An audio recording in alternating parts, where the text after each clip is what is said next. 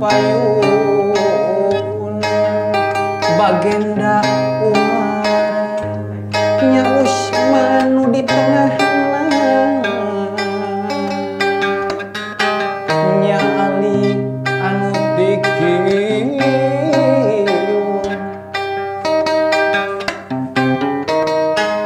Gusti Rasul ti tengahna ti luhur Gusti yang agung pancarja teuning manusia nu mulia salawasna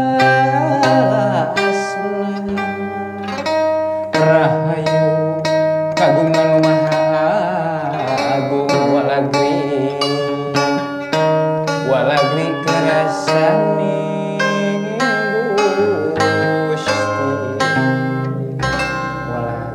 Alhamdulillahirabbil alamin.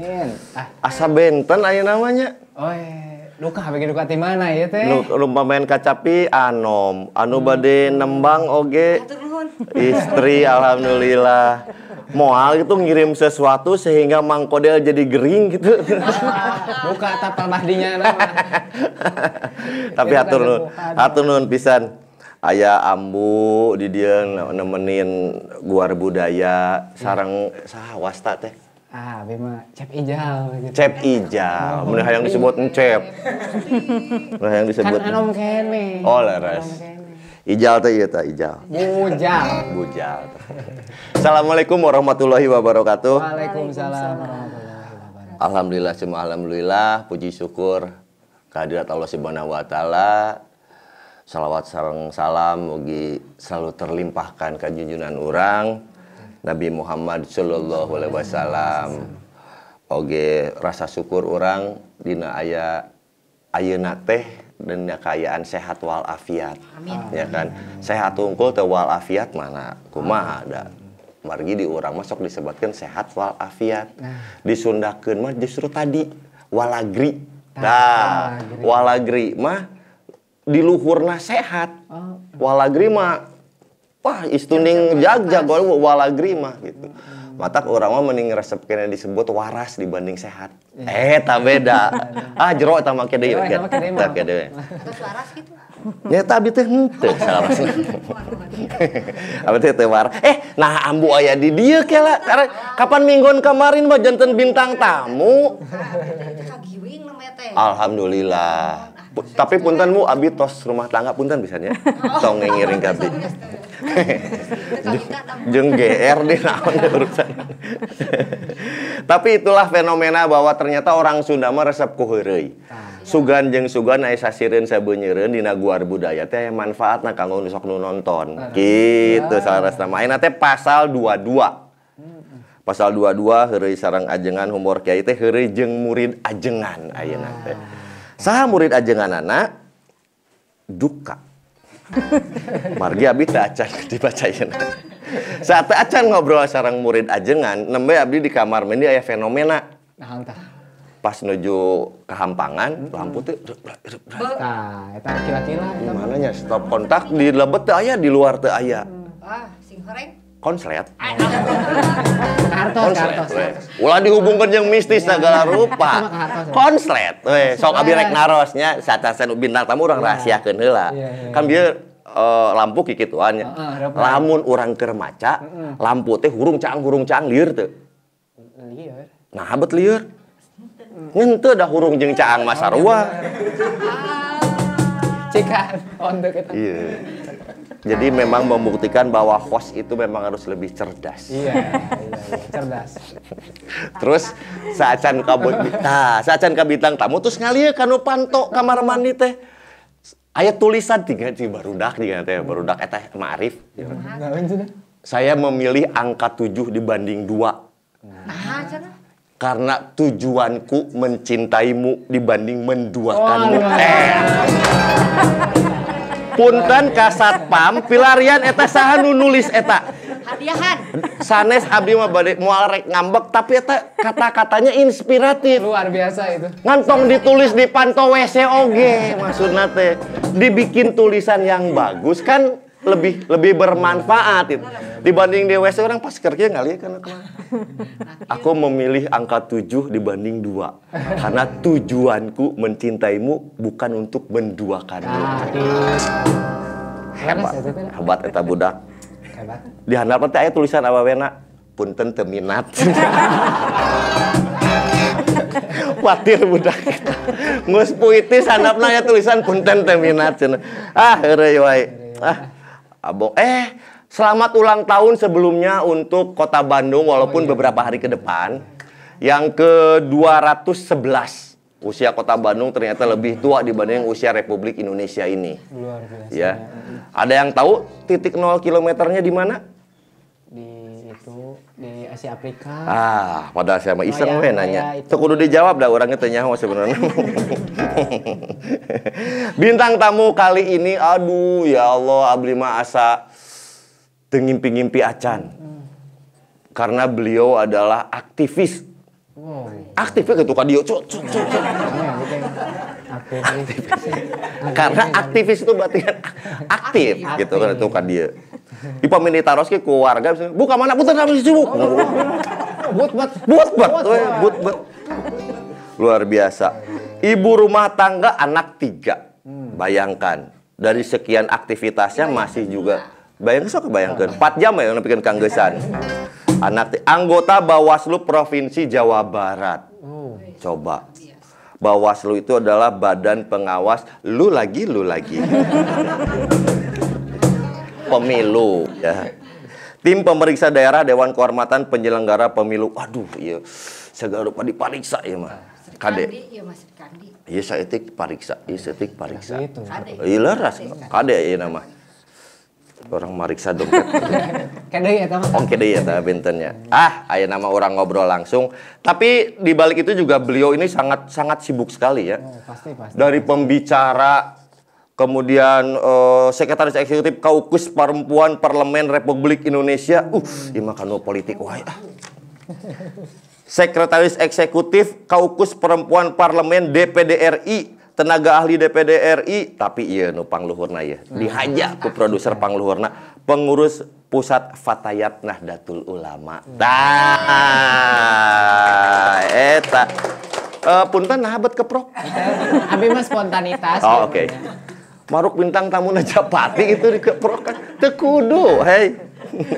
Mun cek abi keprok. Tas keprok mah enggak enak.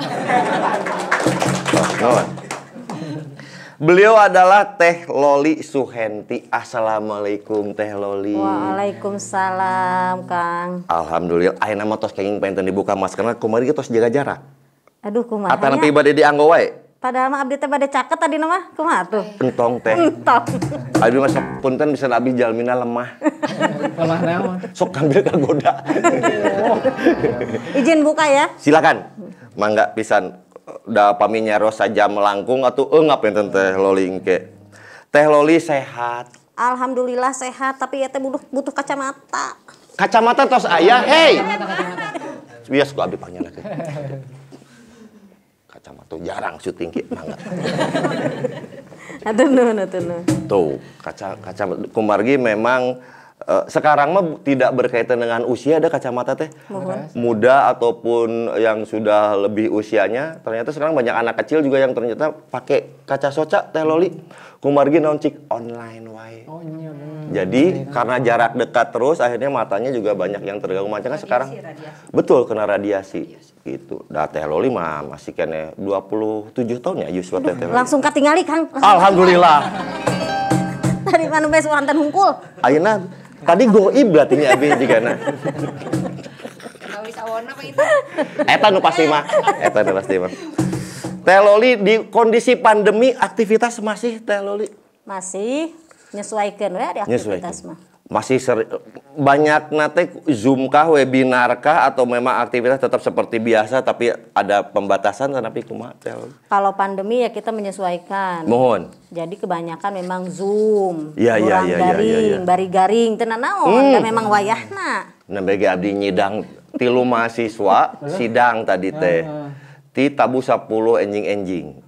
ngidang kieu we itunya. Naon? Daring. Ya rudak we abi dalieur ngomongkeun teori ngomongkeun naon ya Allah ya Robi. Ya memang begitulah resikonya memang ya karena memang kondisi.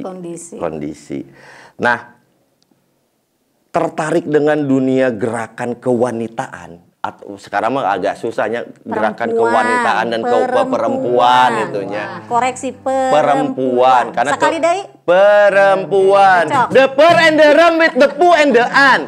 Perempuan. Perempuan itu sebenarnya dari bahasa Melayu, asal katanya dari puan. Betul Teh Loli? Mohon. Nah, jika benar orang. Tertarik dengan aktivitas tersebut, Teh Loli, sebetulnya apa sih yang mendorong seorang Teh Loli bayangkan aktivitas dengan segudang seperti ini gitu loh? Jadi kalau lihat dulu, sebenarnya waktu aktif di mahasiswa tuh aktif di pergerakan mahasiswa Islam Indonesia. Jadi gerak wae Kang, matak aktivis, ada gerak wae. Gerak wae. Nah ternyata kalau kita mengadvokasi masyarakat, kita bikin kajian, kita berdiskusi, itu sering jarang ada perspektif cara pandang yang itu memperhatikan soal perempuan. Kalau misalnya lagi rapat tengah malam sampai larut malam, nggak memperhatikan, mungkin ada kader perempuan yang nggak bisa ikut karena kosnya udah dikunci misalnya gitu. Betul. Akhirnya Loli mikir, kok kayaknya teman perempuan ini kelupa melulu. Advokasi juga petani yang kita perhatikan petaninya aja. Petani itu dulu yang dipikirkan bapak-bapak yang ke sawah, bapak-bapak yang ke kebun, bapak-bapak yang ikut demo. Tapi ibu-ibu yang ada di dapur nyuguhan caihan itu direken. Nah, dalam rapat-rapat seringkali malah nggak ngomong, nggak ada suaranya. Jadi dari situ lalu kayaknya ini harus ada yang dorong. Sebenarnya sejak itu, jadi PMII membuat saya paham ketika bicara memperjuangkan kepentingan kaum mustadafin itu tidak sekedar bicara laki-laki, tapi juga perempuan. Asa enaknya. Rausin pisan. Mic-nya kayaknya enak. Wow loh, tapi memang itulah bukti kecerdasan dari narasumber kita kali ini. Yang rasanya untuk bergerak juga sepenting apa pengetahuan kita untuk dunia itu, Teh Loli? Kita kan kalau mau bergerak, kalau kita nggak tahu dulu mau kemana, maka kita gerakannya bisa kayak orang mabok. Kaditu para lugu, kabawa sakabak-kaba. Tapi kalau kita tahu tujuan, banyak godaan kiri kanan juga kita tahu tujuan kita di sana. Berarti betul kan tadi yang saya bilang, saya memilih angka 7 dibanding 2. Eta, saya mah nggak bisa ngimpleng Teh Loli akan ngomong itu nanti. Beda. Saya mah ada geus nepi kanu hakikat. Waduh. Gaya pisan. Dasar. Pengetahuan yang didapat ku Teh Loli di dunia perkuliahan, apakah itu juga karena memang kita harus memberi inspirasi ke mahasiswa, ke pelajar, ulah nganggap non hubungannya sekolahan orang dan kayak gitu ngaruh. Kan ada yang seperti bahkan orang tua yang seringkali juga berpendapat bahwa atau jangan sekolah biasa udah tengaruh ke jangan mana yang sekolot mah gitu kan. Nah, menurut Teh Loli seperti apa? Cara pandang seperti itu? Pengetahuan itu sebenarnya ada dari hal yang paling dekat dengan kita. Cuma kita menerima aja atau mencoba untuk menganalisa istilah mahasiswa. Betul. Kunaon tah ayeuna guar budaya aya. Jangan-jangan karena kita selama ini lemah memperhatikan ketahanan budaya lokal. Nah, itu kan cara pandangnya. Kita mikir. Betul. Mun lain ku urang, ku saha deui. Jadi pengetahuan yang baik itu pengetahuan yang lahir dari situasi terdekat kita, berdasarkan kegelisahan kita, dan kita tahu masalahnya di sini. Karena begitu tahu masalahnya, kita jadi tahu juga apa yang harus dilakukan. Pengetahuan itu suka melangit, tidak membumi, karena dia tidak tahu digunakan untuk apa. Bahasa anak. Mohon dicatat siapa saya di sini. Pengetahuan itu selalu melangit, kadang-kadang melangit tapi tidak membumi. Justru harusnya kedua-duanya. Mau lagi aya ilmu laduni itu juga dipakai di Ardi kan gitu. Waduh, jika ada benar nih. Makin tajam. Jika ada benar ya. Aduh. Aduh, ya Allah. Sian kalah pamor saya. Kebalik. Kenapa coba? Saya tuh sedang menunjukkan pas beres gitu, Sony jadi staf ahli saya. Gitu. Eta, orang tuh yang kecil kumaha gitu sebetulnya mah. Tapi ada tantangan tentunya Teh Loli. Dari sisi culture mungkin juga ya, karena ketika pergerakan perempuan itu menjadi juga kadang-kadang ada sekat-sekat. Hapunten enak pakai bahasa Indonesia dan Sunda karena memang nu nonton kamarnya seueur anu hoyong nganggo bahasa Indonesia. Oke, sekarang kita campur itunya. Mali kamari ti Uganda hoyong nganggo bahasa Zimbabwe. Sabi teh punten. Abi teu tiasa. Bahasa urang we kieu itunya. Sekat-sekat itu ataupun hambatan yang memang yang Teh Loli alami sendirilah selama menjadi aktivis gerakan perempuan ini gitu loh. Seueur Kang. Seueur pisan. Jadi kalau perempuan itu sebelum dia keluar rumah, tantangan terberatnya adalah dituntut beres dulu di dalam rumah. Dituntut oleh masyarakat. Tetap di belakang kita dulu harus beres. Dituntut, harus beda dengan teman laki-laki, pameget juga Kang. Ya, di Akang mah keluar rumah ke kampus gak harus mikirin dulu sarapan itu sama sami abtong boro bade ka kampus abdi bade ka balong we dicarek eta. Berarti sama bahwa kita untuk mancing pun kudu selesai heula meureun di dieu gitu. Sama ya. Sama sebetulnya. Nah, itu tantangan yang pertama. Oke. Selesai dulu di dalam baru bisa jalan keluar. Biasana pari pameget mah hare we urusan domestik mungkin mah agak lebih longgar untuk laki-laki ya. Bebannya jadi lebih berat betul, di dalam rumah. Begitu di luar rumah publik juga nggak semua orang ramah.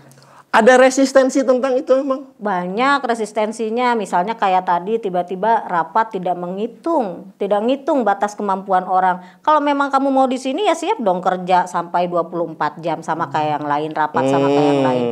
Enggak mempertimbangkan misalnya kalau perempuan lagi menstruasi sok adat-adatan ya. Itu kan secara psikologis. Kan nuju kareseban masuk asabarare geuningan komaten. Tapi Kang Sony oke osok eta teh. Osok kan? Kareseban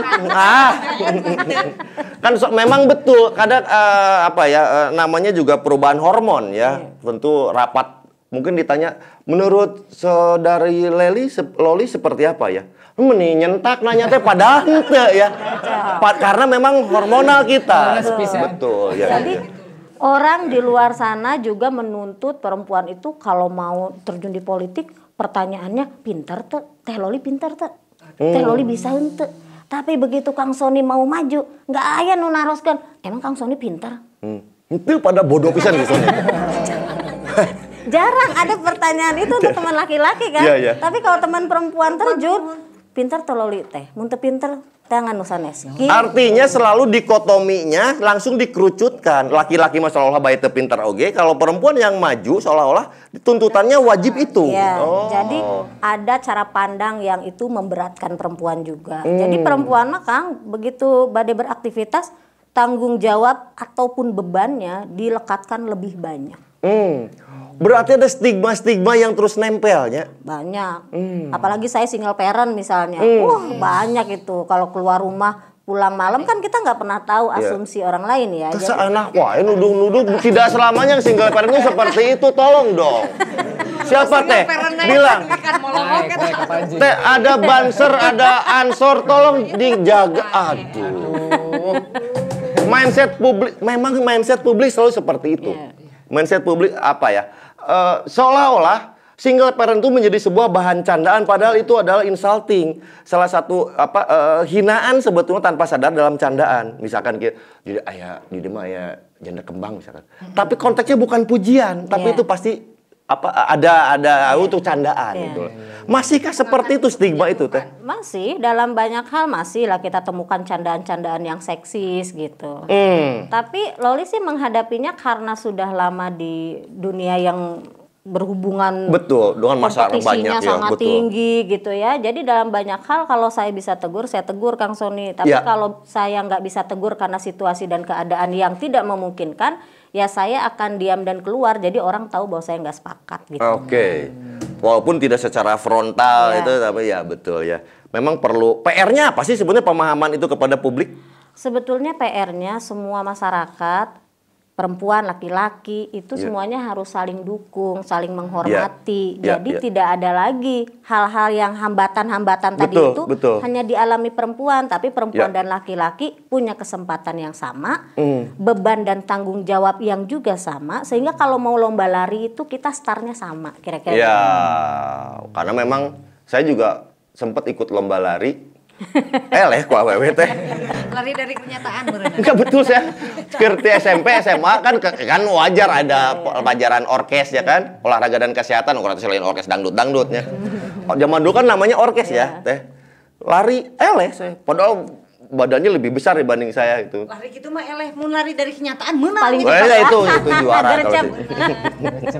Kalau itu mah selalu saya. Menang selalu. Dalam dunia teh Loli yang begitu sibuk aktivitasnya, peran keluarga tentu penting dalam artian orang tua. Polanya seperti apa? Apakah memang mendorong? Ya maklum mungkin angkatan-angkatan kita. Lu aja kali.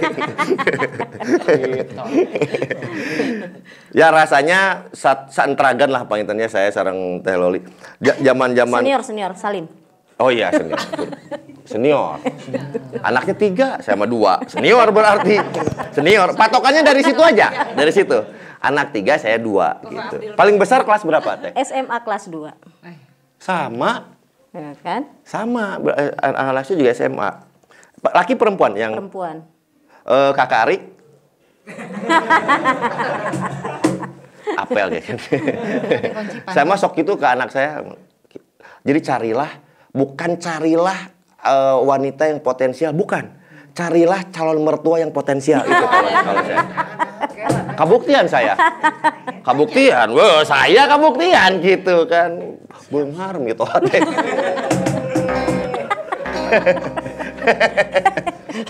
Alhamdulillah.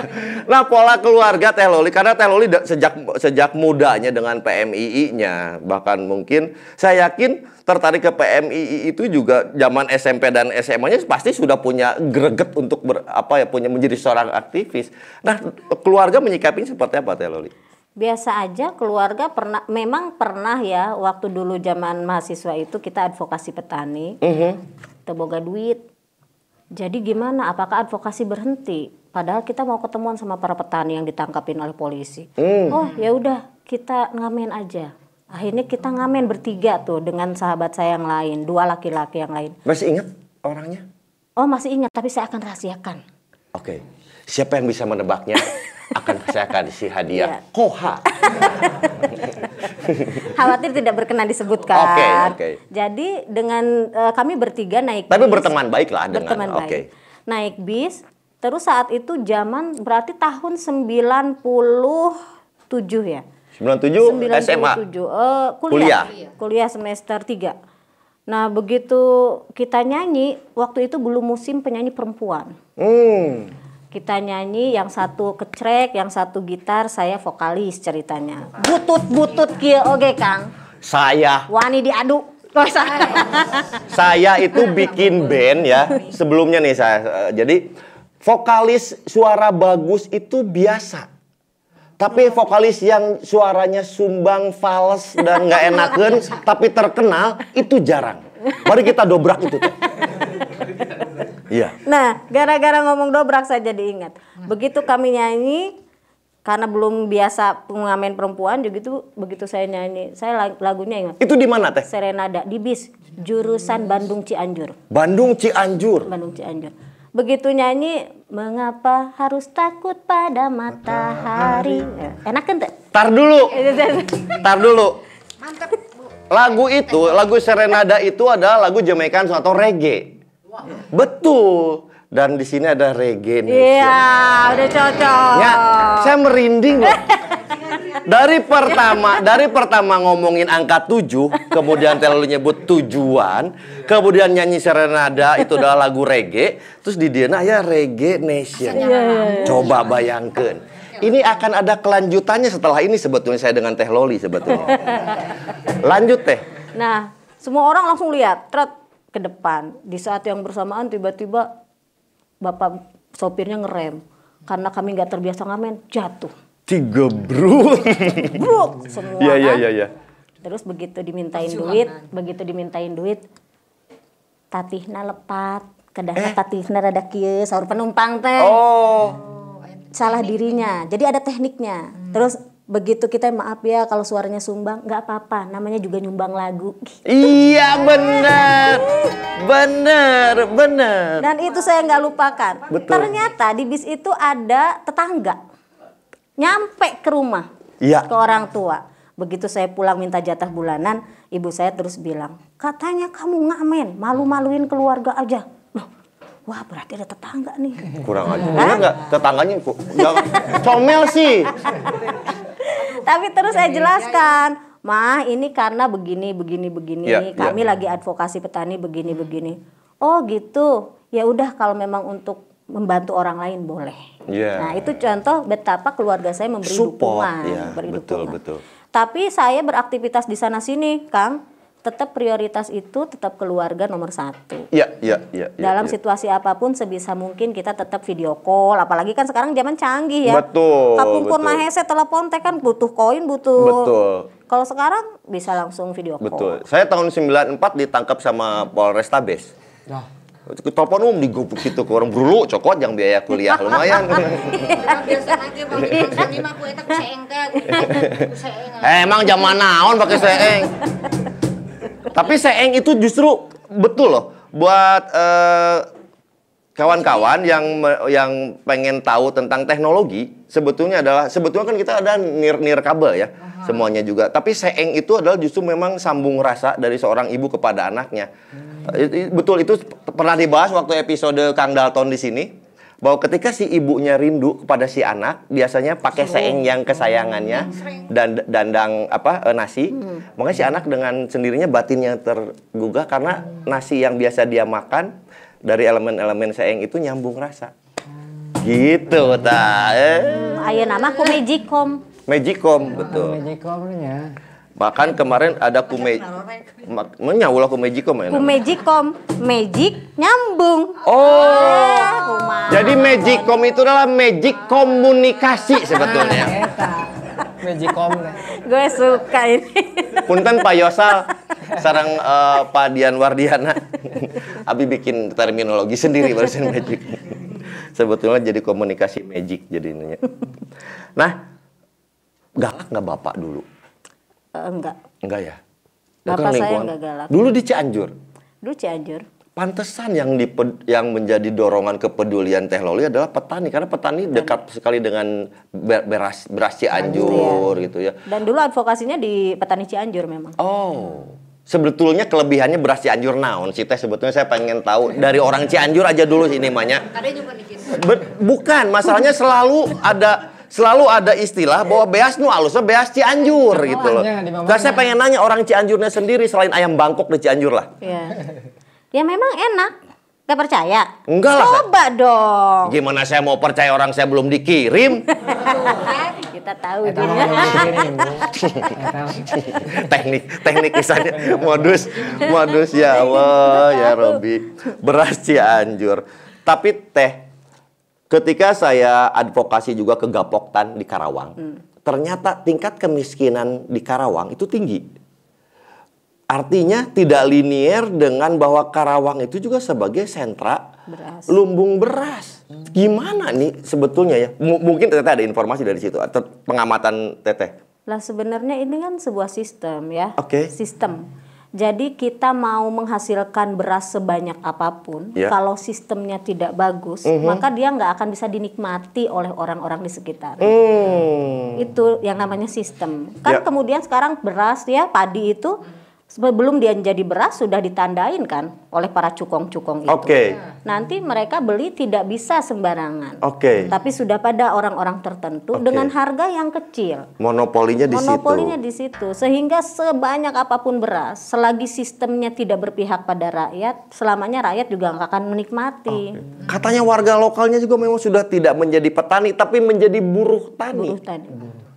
Tidak memiliki lagi lahannya. Ya, kenyataannya kan gitu ya sekarang. Sekarang kan nyaris tidak ada desa lagi. Sekarang itu desa pun sudah berwajah kota kan. Wow. Harus jadi lagu nih. Desaku berwajah kota. Itu kudu dengan teh hese. Nggak mau nyurut mau. Iya. Paling tidak untuk menghilangkan sumbang-sumbang. Nah, Iya, tapi tadi saya sejauh mana Teh Loli mengenal musik reggae? Saya mah pengen tahu. Karena saya presiden Reggae Nation di Bandung. Oh. Iya. Sony Bebek teh presiden Reggae Nation. Saya harus begini dong. Oh, iya. Silakan permaisuri. Loh. Enggak, kalau saya nggak fanatik dengan jenis Ya. musik, Kang. Tapi saat itu kok jatuh cinta dengan lagu Serenada kan jarang loh. Karena lagunya itu revolusioner. Wow. Lagu ini kontennya sangat revolusioner. Betul. Sangat masyarakat. Masih ingat satu bait aja. Kenapa? Harus takut pada matahari, kepalkan tangan dan itu malah ini ya. Itu mah bait gelap ya. ya. Kenapa harus takut pada matahari? Terusin. Kan teteh yang tahu penyanyinya siapa itu coba? Sebentar, saya selesaikan tantangan ini. Tadi yang bawa kacamata tolong diliriknya di. Mengapa harus takut pada malam hari? Nyalakan api dalam hati, usir segala gelapnya. Tepukannya mana? Itu Serenada. Jadi Dan itu kan revolusioner banget kan? betul sekali. Nanti saya kirimkan CD album band saya dan itu juga reggae khusus untuk Teh Loli. Nah, berkah. Amin. Karet lagi teh. Iya. Ada yang menit kesabarannya. Kita anteng ngobrol teh ya. Astagfirullahaladzim, saking betahnya saya ngobrol dengan Teh Loli. Tapi kita akan lanjut lagi. Teh Loli juga harus menikmati dulu air dari Koha. Kok ada dong? Cai Koha teh. Juga terima kasih untuk Vintage Bandung. Teh Loli kalau senang dengan barang-barang vintage, silakan ke Vintage Bandung tuh. Di situ ada pokoknya segala pernak-pernik yang berkaitan dengan hal yang antik. Yang vintage itu ada di Vintage Bandung, kelarasan pemiliknya Ajengan Sakur. Nggak ada contoh konkret nih? Ini, Oh, ini, ya, ini. Saya kurang vintage apa wajah saya ini? Kuno ini. Ada lukisan, barang, mebel, semua dekorasi semua ada di sana. Jadi untuk jamaah Guar Budaya juga yang menyukai barang-barang antik silakan ke Vintage Bandung di Pasar Lawas Barang Cikapundung. Orang beri kelas kedap Teh Loli. Siap. Mangga.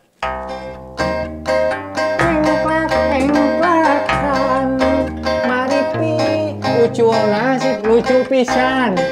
Baru dak urang ngariung di buruan. Alah, kita balik lagi setelah yang satu ini ya.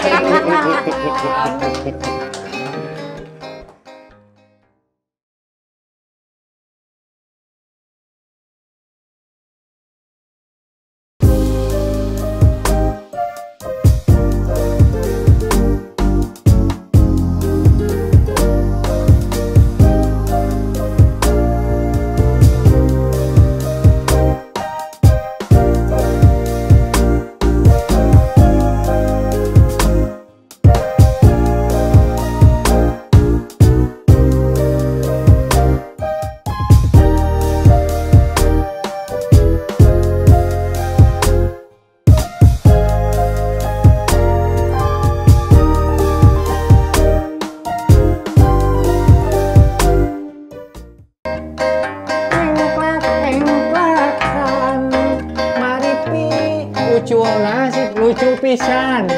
Baru dak. Alhamdulillah kita sudah masuk ke segmen berikutnya bareng Teh Loli. Dan masih banyak pertanyaan-pertanyaan yang akan saya berikan ke Teh Loli. Sekitar 442 pertanyaan yang tentunya perlu dijawab oleh Teh Loli. Teh, demokrasi menurut Teh Loli sebetulnya apa sih? Cara pandang Teh Loli lah ya. Tapi saya minta tidak dari perspektif perempuan. Kita make it real saja dulu bahwa demokrasi itu adalah yang menurut Teh Loli lah ya. Demokrasi itu bagi saya di mana setiap orang punya kesempatan yang sama, mendapatkan manfaat yang sama dari seluruh proses pembangunan. Jadi seluruh warga negara, laki perempuan, tinggi pendek, hitam putih, muslim, non muslim, disabilitas, non disabilitas, semuanya mendapatkan kesempatan yang sama untuk memberikan akses, kontrol, manfaat terhadap seluruh proses pembangunan. Termasuk ketika kita pemilu. Ya. Jadi ketika pemilu itu suara kan sama. Suara Kang Sony dengan suara saya sama-sama satu. Betul. Nah, tidak boleh ada warga negara yang kemudian hak memilihnya hilang. Karena sesungguhnya hak memilih itu hak paling tinggi dari warga negara kita menentukan arah bangsa ke depan. Jadi dia kalau disabilitas ternyata punya kesulitan dalam akses memilih, itu jadi PR negara. Karena nggak boleh mereka dibuat tidak bisa memilih. Blamingnya ke negara dong ya? Iya, negara kan sebagai sebuah penyelenggaranya. Penyelenggara, mekanisme, sistem semuanya kan dibentuk di situ. Tapi demokrasi yang dicerminkan berarti harusnya proporsional dong, Teh. Karena kan tidak bisa equal, 100% equal dong antara laki-laki dengan perempuan. Jadi demokrasi itu berarti kan yang disyaratkan sama Teteh tadi, jangan sampai jadi bumerang mungkin ya ketika konsen demokrasi, tapi ketika diajak meeting sampai jam 2 peting mengeluh. Berarti proporsional apa gimana? Loh, demokrasi itu tidak boleh membedakan semua orang untuk mendapatkan yang tadi. Akses, kesempatan, manfaat, tidak boleh ada yang menghilangkan. Kalau ada, misalnya teman disabilitas ya. Teman disabilitas ini punya hambatan untuk datang ke TPS karena jalannya jelek. Nggak bisa pakai kursi roda. Maka seharusnya tanggung jawab negara itu memastikan jalan ke TPS itu mulus, bisa dilewati oleh kursi roda. Bukan berarti kemudian mereka udah nggak usah milih aja, gitu kan? Kan bedanya gitu. Betul. Jadi hambatan itu kemudian harus dihilangkan supaya orang tetap mempunyai kesempatan yang sama. Gitu. Change-nya sama? Sama. Teh, ada fenomena yang unik. Mohon maaf, memang agak faktual. Ketika sekolah berbasis zonasi, ada warga masyarakat juga yang memanfaatkan peluang pindah domisili dan apa. Pada akhirnya ada double domisili, ada yang di sana tercatat sebagai warga, di sini tercatat karena memang kepentingan anaknya untuk zonasi. Berpengaruhkah terhadap data-data pemilih, Teh? Tentu berpengaruh ya. Salah satu masalah yang krusial dan selalu terjadi dari setiap periode itu buruknya pendataan kita. Jadi data itu nggak pernah sinkron. Nah, dulu itu kan upaya untuk ada elektronik KTP, sesungguhnya untuk memastikan tidak ada yang double-double. Tapi faktanya ya tetap begitu. Kenapa? Karena belum terintegrasi. Nah, tapi berkaitan dengan misalnya soal zona sekolah, sebetulnya zonasi sekolah ini kan gagasannya bagus. Betul. Gagasannya bagus. Kenapa menimbulkan resistensi di masyarakat? Karena memang ternyata kita belum punya standar sekolah itu yang sama-sama bagusnya. Jadi standar sekolahnya itu masih ada yang paling baik, kurang baik, tidak baik. Sehingga orang berebut untuk ke yang terbaik itu. Walaupun kemudian bikin berbagai cara, pindah domisili lah dan lain sebagainya. Yang saya maksud itu dampaknya. Sehingga memang data kependudukan pun menjadi chaos kan? Chaos, kacau. Nah, jadi sekali lagi sebenarnya kita punya masalah serius soal sistem. Jadi sistem itu harus terintegrasi satu sama lain. Kan nggak bisa kemudian misalnya ini saya terdaftar di Kota Bogor. Tapi kalau saya sakit di Bandung, saya nggak bisa menggunakan akses fasilitas kesehatan di Kota Bandung. Harus ngurus dulu perpindahan dari Bogor ke Bandung. Secara teknis ini melelahkan, tidak efektif gitu ya. Dan ini faktanya. Masa orang milihnya? Saya mau orang mau rek gering di Bogor di Bogornya nggak bisa. Iya, benar Kang. Ini bukti bahwa data kita itu tidak terintegrasi. Sesulit apa sih membuat media sentralistik data itu loh? Bukan media, maksud saya data center itu sedemikian sulitnya kah di Indonesia? Sebenarnya kalau kita sudah punya tujuan kayak yang awal tadi, tidak ada yang sulit kan? Betul. Ya, tidak ada yang sulit sebetulnya kalau kita punya tujuan. Nah, seringkali kan kemudian kita gagap bagaimana membuat skala prioritas, sehingga sistemnya jadi nggak jalan. Nah, sebetulnya reformasi birokrasi dipakai sekarang reformasi birokrasi. Kalau hanya cangkangna, luarna, nggak akan ada dampaknya. Jadi reformasi birokrasi itu benar-benar harus di dalam bagaimana aparat sipil negara itu mempermudah seluruh proses bagi masyarakat. Kan ada istilah, buat apa dipermudah kalau masih bisa dibuat susah. Ini pas dengan moto anak saya yang kemarin di ospek SMA. Dan saya bangga sekaligus malu kepada kepala sekolahnya sebetulnya. Jadi dia menulis, ayah tolong fotoin dan videoin, nanti kakak akan kirim ke SMA-nya. Kakak harus pakai moto katanya. Nulis aja dia teh, set. Diantepkeun ya, pas dibalikin kieu. Keke entong dikirim saya sama aing era. Motonya adalah ketika orang lain bisa, kenapa harus saya? Cek orang teh nya. Eta mah teh manuk teh anak aku kunjungan eta mah. Ini serius nih. Betul. Boleh tanya ke istri saya atau keluarga saya karena memang ada fotonya. Ente iya oge saya bilang motonya. Ketika orang lain bisa, kenapa harus saya? Satu sisi saya sepakat dengan itu. Mun aya batur bisa mah maneh we gitu sebetulnya namanya. Teu kudu urang milu riweuh. Bengkel aya maneh bisa ka bengkel bisa nya maneh we gitu kan. Sebetulnya itu tapi Betapa sombongnya pernyataan ini. Tapi jangan jelema beungar saya bilang ulah. Saya bilang, aduh, ya kayak yang tadi ketika ada yang sulit kenapa harus dipermudah itu kan itu sebetulnya bolak-balik sebuah apa ya fenomena yang terjadi di kita. Cerita sedikit tentang apa sih uniknya seorang perempuan setelah tadi ngomongin Bawaslu dengan aktivitasnya. Saya pengen sekarang Fatayat itu seperti apa sih sebetulnya gerakannya, ngumpulna teh kumaha. Karena yang nonton jamaah Nahdliyin sendiri pasti sudah tahu. Tapi di antara penonton Guar Budaya ada juga yang belum mengetahui tentang Fatayat itu sendiri. Saya di Fatayat ini sebenarnya ketika saya di Jakarta dan sebelum saya di Bawaslu. Oke. Jadi ketika saya sudah di Bawaslu kan ada larangan tidak boleh berorganisasi. Ya. Jadi kemudian secara otomatis saya mengundurkan diri dari PP Fatayat. Tapi waktu di Fatayat tuh Loli itu di ini Kang, di bidang advokasi dan kebijakan. Salah satunya yang waktu itu kami fokus adalah soal bagaimana kekerasan seksual terhadap anak bisa dihentikan. Nah, jadi program ini yang menarik dari Fatayat adalah kan banyak divisi-divisi. Nah, setiap divisi itu sudah punya program prioritasnya. Kalau di kami di hukum, di advokasi kebijakan itu soal bagaimana kebijakan yang melindungi anak-anak dari kekerasan seksual termasuk perempuan, juga bagaimana revisi undang-undang pernikahan terkait batas usia anak. Itu kita fokus di situ. Dan kemudian juga soal RUU PKS ya, penghapusan kekerasan seksual. Itu jadi fokusnya Fatayat. Betul. Nah, dalam yang menarik dari cara kerja Fatayat, guyubnya Kang. Guyubnya.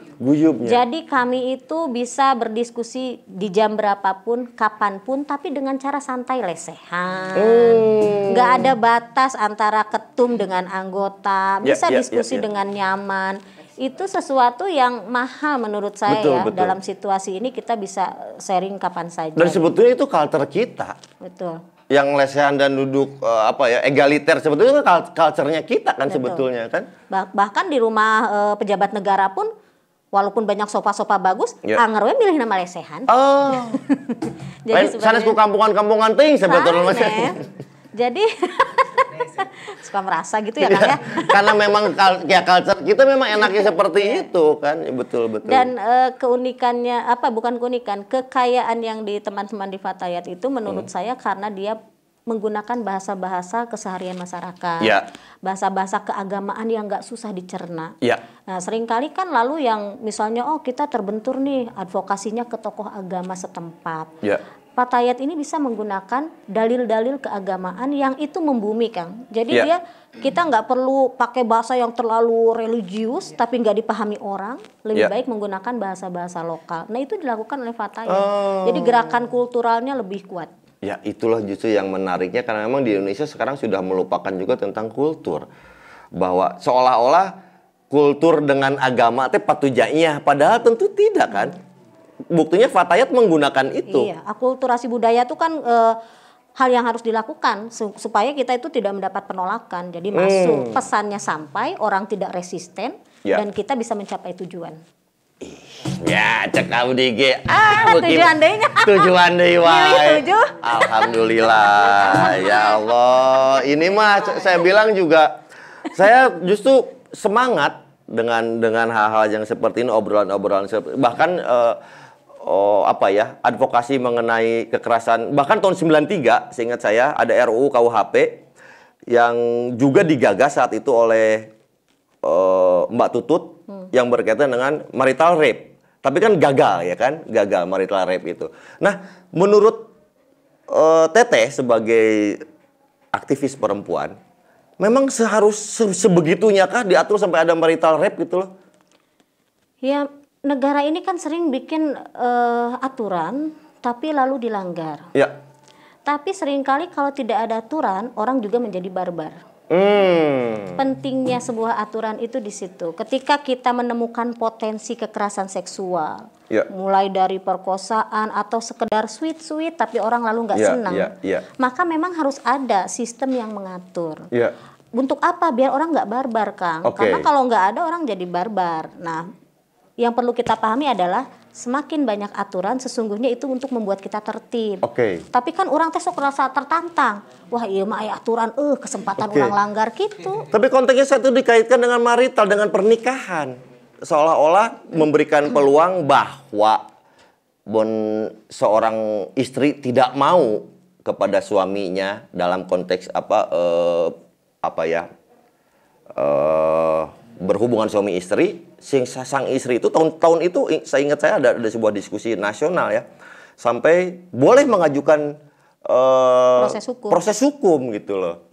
Lah ini juga kan salah satu konten yang kemudian diperdebatkan dalam RUU penghapusan kekerasan seksual sekarang, perkosaan dalam pernikahan itu memang ada, kan itu pertanyaan orang. Memang ada, faktanya kan memang data-data yang ditemukan oleh Komnas Perempuan menunjukkan kasus seperti ini banyak.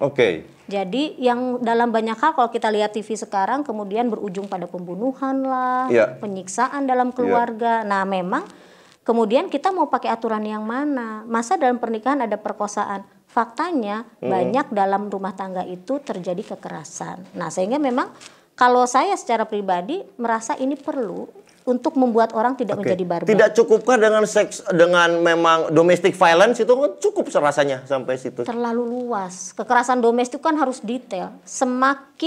Tapi ada begini, aturan itu harus detail untuk memberi kepastian hukum. Tetapi juga ada adigium, jangan terlalu mendetailkan aturan karena dengan semakin detail aturan semakin muncul banyak persoalan. Jadi ada juga cara pandang yang berbeda ya. Cara pandang yang berbeda. Tetapi kekerasan undang-undang KDRT kan yang dimaksud Kang Sony.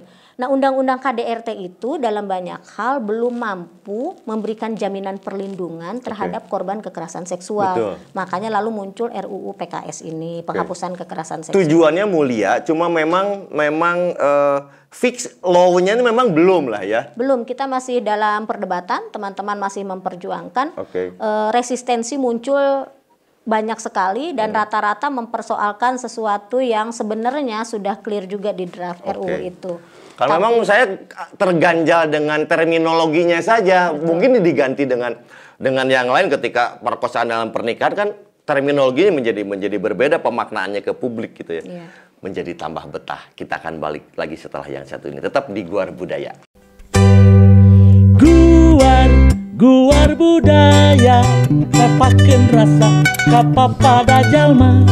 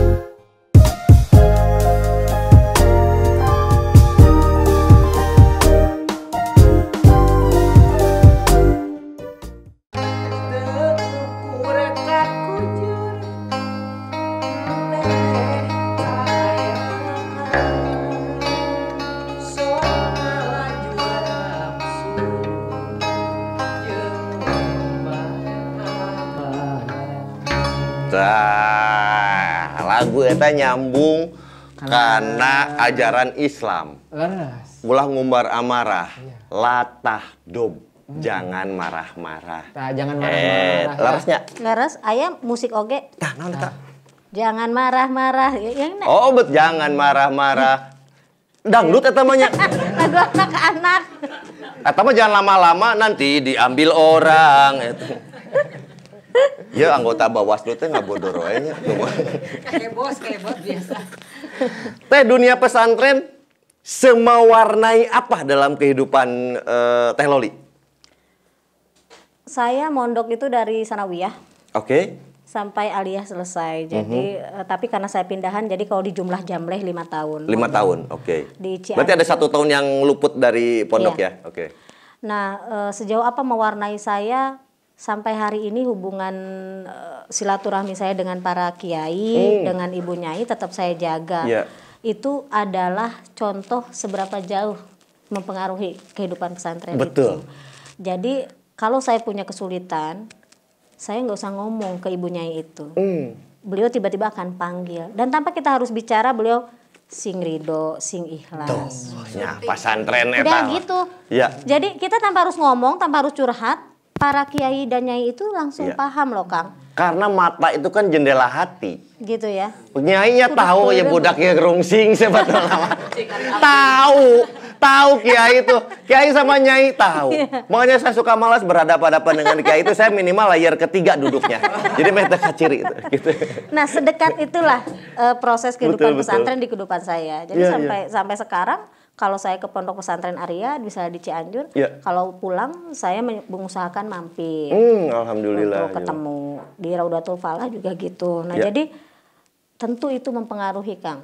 Walaupun saya selalu merasa saya belum solehah, Betul. saya masih jauh dari insan yang baik. Sama. Sama ya? Sama. Iya, kalau urusan gitu mah tong sami atuh Kang. Sami abdi kedah sami. Umagi upami abdi ngangken eta abdi jalmi akon-akon. Gitu. Ulah gitu ka Allah mula akon-akon. Iya, jadi pondok itu bagi saya kenangan yang menyenangkan waktu jadi santri. Leres. Senang banget. Kadang dalam banyak hal suka bilang ke ibu ajengan itu kangen nyantri, kangen mondok lagi. Nah, makanya lalu apa refleksi kangennya itu, anak saya masukin pondok. Betul. Baong tuh. Lumayan. Senakal apa? Anak muda, anak kecil itu, kalau anak kecil tidak nakal, konteks positif nakal ya, rasanya aneh. Bayangkan kemarin ada kawan saya nelpon, Son, kadilah budak orang jigana aneh, kunaon, sopan teuing, kumaha? Sopan teuing, sopan teuing, kumaha? Akhirnya saya tungguin, kayak segede ini budak orang balik sana. Pas pulang sekolah, ketok panto, Assalamualaikum, ayah, bolehkah saya masuk ke rumah ketika pulang sekolah? Cok, eta bayangkan gitu pisan, cenah. Sopan teuing. Jadi memang sopan-sopan teuingnya jadi aneh hirupna teh. Ayah, bolehkah saya makan? Nyatu sia teh buru. Kudu minta izin heula. Tuh bapakna teh sangaleos masalah rumah tangga mana eta mah. Senakal apa Teh Loli dulu waktu zaman-zaman mondok? Aduh. Jadi ada satu kejadian, mudah-mudahan orangnya ridho ini. Iya. Jadi ada satu kejadian, saya pacaran lah ya, Iya, kalau iya. bahasa dulu itu. Iya, iya. Pacaran tapi Ta'aruf lah. kita pakai terminologi pesantren dong. Ta'aruf maka tak sayang teh nih kan. ta'aruf dengan salah satu ajengan, jadi Iya, salah iya. satu guru. Ya. Terus teman-teman saya, Milih nate ajengan licik. ini dengar dulu, kenapa yang saya pilih ajengan? Ya. Kalau ngaji tuh kan sampai malam. Iya. Terus teman saya pada cubit-cubit, lama banget sih ngajinya, lama banget ngajinya. Tenang, saya bilang gitu. Kita cuma begini.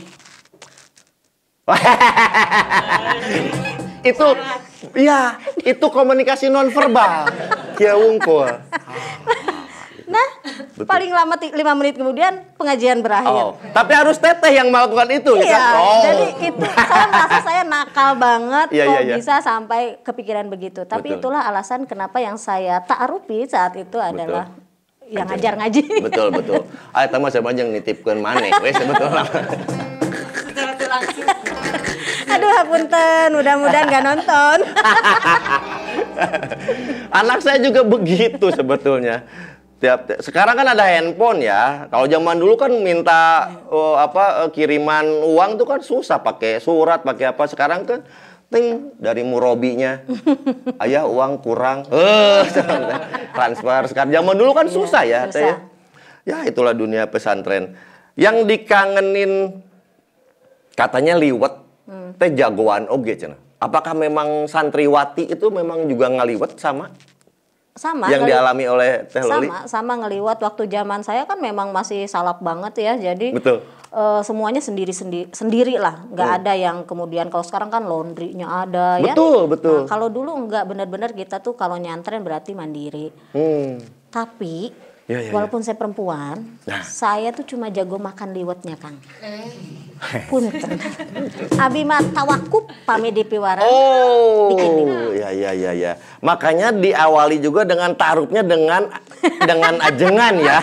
Itu tuh sudah tipologinya sih, betul. Udah benar ya. Stereotipnya seperti itu. Udah benar, karena ibu nyai kan makan aja. Itu bisaan wae nya.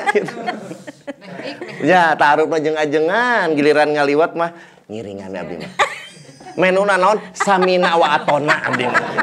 Jadi menerapkan samina wa atona tuh sampaikan ke masak oke ya. Terinternalisasi. Luar biasa. Benar-benar. Jadi kalau sekarang kan kebetulan teman-teman yang bantu gitu ya, yang dampingin itu semuanya mondok. Dan mereka pada pintar-pintar liwat walaupun laki-laki. Jadi kalau lagi kangen liwat cuma begini aja. Ngaliwat yuk. Hayu, dan mereka sudah tahu bahwa mereka yang akan masak, sayalah yang makan gitu. Iya. Ngaliwat yuk bari. Ngajak kumpul. Berbagi peran, Kang. Betul. Tapi bari kita mana tuh artosna gitu. Aduh ya Allah ya Rabbi. Teh Loli anak dalam konteksnya kan karakter building lah bahasa kerennya sekarang. Nah yang Teh Loli terapkan untuk anak sendiri seperti yang paling besar perempuan, yang kedua perempuan, yang ketiga laki-laki. Dengan menghadapi kondisi saat ini, Teh Loli sendiri seperti apa menyikapi itu yang kaitannya dengan pendidikan terhadap anak? Pertama saya selalu bilang ke mereka jangan pernah lupakan sholat. Jangan pernah abai terhadap makan. Kenapa? Kalau sholat itu kan yang menjaga kita. Makan juga yang membuat kita tetap sehat. Jadi kalau kita lalai makan, berarti kita nggak mensyukuri nikmat dari Allah gitu. Jadi mereka harus makan tepat waktu. Itu yang pertama yang selalu saya tekenin, Kang. Walaupun anak-anak udah mondok. Nah yang kedua. Tiga-tiganya mondok? Yang kedua sekarang mondok. Kalau yang besar sekarang sama ayahnya. Oke. Nah lalu yang kedua yang selalu saya tekankan keterbukaan. Jadi saya selalu ingin menjadi teman, tidak sekedar orang tua buat anak. Karena sekarang tuh kan kalau anak-anak curhat apalagi melalui digital, kita nggak bisa kontrol. Makanya saya selalu bilang ke mereka, sesibuk apapun Bunda, kalau kalian WA, Bunda pasti balas. Nah jadi silahkan aja kalau ada apa-apa yang darurat, walaupun Bunda lagi meeting, telepon. Dan saya selalu bilang ke mereka terbuka. Kalau kamu takut ngomong ke Bunda sebagai orang tua, ngomong ke Bunda sebagai teman. Nah, jadi saya pun akan mengubah channel dulu nih. Betul. Bun curhat dong, tapi jangan sebagai Bunda ya. Maka channel saya langsung berubah. Di switch. Oke. Saya kemarin gitu, kesel sama anak saya. Karena ingin menerapkan sebagai teman. Juga nangkep ke saya, Son. Iya, Son. Maneh teh naon? Kan katanya teman. Entah kia biasa. Ujung-ujung gitu nangkep kia. Saya baru lagi duduk gini aja teh gini. Dia datang teh langsung nangkep kia. Son. Aya udut teh. Aduh. Saking akrabnya menganggap dia teman. Isuk bapak deui sia urang. Tong kieu luar biasa. Iya. Dan saya begini kan, yang ketiga yang penting itu. Karena saya ingin anak terbuka, maka seluruh teman anak adalah teman saya. Betul. Jadi saya selalu, ini anak kayaknya lagi sedih, tapi dia kayaknya nggak cerita ke kita. Maka saya selalu tanya ke temennya, ada apa ya? Oke, jadi kita membuka networkingnya juga ke lingkarannya. Tapi yang dikhawatirkan di kondisi saat ini oleh Teh Loli berkaitan dengan anaknya perempuan. Saya juga punya sama anak perempuan. Yang paling worry banget sebetulnya apa sih Teh? Yang kondisi saat ini gitu loh, bagi kita yang memiliki anak perempuan. Pertama dengan situasi pandemi saya hanya takut anak saya kehilangan cita-cita.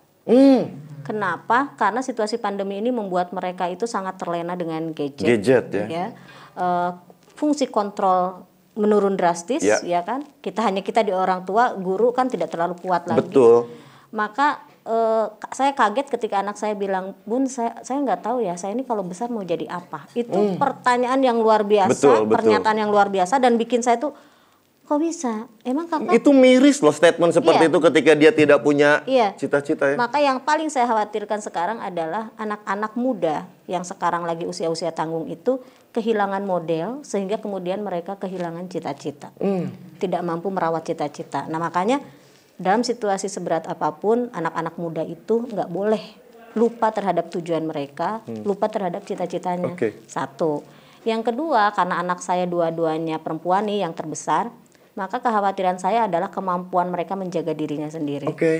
Maka apa yang dilakukan gitu ya? Apakah dikekang, apa dibatasi? Kalau saya membuat batasan tetapi tidak mengekang, saya selalu memberi anak saya itu kepercayaan besar. Nah, caranya saya sudah sejak dini saya kasih tahu anak-anak misalnya soal pendidikan seksual, supaya mereka tahu oh ternyata begitu kita sudah balik orang tuh nggak boleh nyentuh loh, orang tuh nggak boleh meluk sembarangan.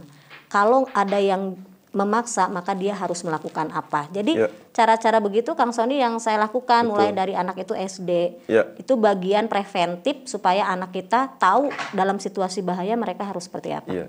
Karena memang seorang anak perempuan lebih nyaman bicara sex education dengan ibunya. Karena itu yang saya alami juga. Saya juga ragab, bahasa Sundanya ragab, jadi bahasa Indonesianya apa ya ragab? Karagok. Kagok. Tidak ada, karena memang ragab bahasa Sunda seringkali tidak bisa ditranslate ke bahasa Indonesia. Ragab lah sok ragab. Kagok. Kagok mah karena ragok kayak canggung. Canggung mah lamun orang sikap laki jadi canggung. Ya mah ragab mah berkaitan dengan antara hubungan laki-laki ke perempuan atau ragab. Silakan pikirkan sendiri lah. Ragab itu apa? Jadi seorang bapak akan ragab kepada anak gadisnya bicara tentang itu pasti ke ibu ya. Pernah curhat yang agak lebih personal anak-anak kepada Teh Loli? Pernah. Tapi ada satu momentum yang mengagetkan. Jadi dalam situasi yang santai saya bilang gini, kita main game yuk, ayo. Gamenya apa Bun? Gamenya bicara kejujuran. Oke. Jadi Bunda akan tanya kamu dengan truth or dare tanya. Bunda tanya kamu cepat, kamu harus menjawab dengan cepat. Gitu. Oke, boleh kata dia. Bunda dulu, Apa yang paling kalian ingat dari Bunda? Dua-duanya anak perempuan saya di detik berikutnya langsung jawab pemarah. Asli Kang. Dan saya langsung, game kita sudahi. Saya nggak membayangkan. Saya bayangkan mereka akan licik, jawab. jangan curang. Harusnya terusin dong. Jawaban pertama udah selesai. Saya bayangkan mereka akan jawab, Bunda tuh penyabar, penuh kasih. Ternyata jawaban mereka pemarah. Dan itu bikin saya, game kita sudahi, Bunda butuh waktu untuk introspeksi diri. Sekarang saya yang akan nanya cepat. Nyesel saya ngomong tadi. Uang atau tanah? Tanah. Mobil atau sepeda? Mobil. Mobil, tanah, Michael Jackson atau Mick Jagger? Michael Jackson dong. Michael Jackson. Megawati? Gak boleh milih gue nih di Bawaslu. Konteksnya dengan tokoh. Saya ganti. Margaret Thatcher atau Hillary Clinton? Hillary Clinton.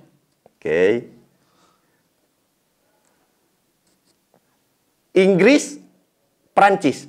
Wah ini menjebak lagi di permainan, gak bisa aku jawab. Ini soal sepak bola nanti. Enggak ada urusannya. Inggris apa Prancis? Prancis kayaknya ganteng-ganteng laki-laki. Saya bisa menyimpulkan berarti ya. Satu yang dipilih adalah tanah. Berarti Teh Loli orangnya memikirkan tentang investasi. Dia memilih tanah. Karena memang investasi manusia juga nantinya akan dikembalikan ke dalam tanah. Masya Allah. Future Teh Loli mah. Da orang mau balik ke di kajerotan mau duit gitu. Mau jujug mandro buka punten tiketna. Moal. Japang gitu. Mobil atau sepeda? Ternyata Teh Loli memiliki jiwanya memang mapan. Dan embung capek. Sepeda itu capek, matakna ngaliwat oge nitah kabatur. Iya kan? Ini iya kan? Bayangkan tuh sudah seperti itu. Michael Jackson atau Mick Jagger. Michael Jackson itu sosoknya lebih tenang, lebih kalem, sementara Mick Jagger tuh lebih urakan gitu kan. Jadi Teh Loli memang memilihnya jalur-jalur seperti itu. Makanya terwujud tadi ketika Inggris atau Prancis. Ternyata jawabannya juga memper karena mending Prancis loba nu karasep. Nah, itulah yang saya bisa simpulkan dari Teh Loli walaupun asal saya menyimpulkannya.